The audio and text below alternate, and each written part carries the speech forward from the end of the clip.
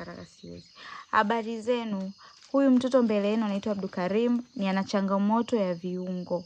Wazazi wake wameshindwa kumpeleka hospitali kwa sababu baba mtoto amemkataa huyo mtoto. Huyo mtoto analelewa na bibi mtu. Mama yake hana uwezo na bibi mtu hana uwezo, mazingira yake au mazingira yao nafikiri kama mnavyoyaona kwenye hiyo picha. Ni wazazi ambao maisha yao ni duni na mazingira ya huyo mtoto yako hatarishi. Anakaa katika mazingira hatarishi. Wazazi tunaelewana nikiongea hivi. Naombeni yoyote yule mwenye uwezo wa kumsaidia huyo mtoto, atakayeona godoro, kitanda, nini, kwa sababu hiko kitanda ndo cha bibi mtu na mama mtu na huyo mtoto. Kwa mazingira yao sio rafiki jamani, kwa yoyote yule. Mimi tokea siku ya kwanza namuona huyo mtoto, roho yangu iliniuma na mimi nikaguswa, nikachangia nilichokuwa nacho.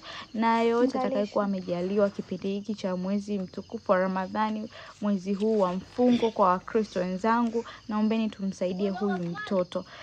Namba ya mawasiliano ni hiyo hapo, namba ya mchango ni hiyo hapo. Atakayetaka kwenda nimuoneshe aliko huyu mtoto.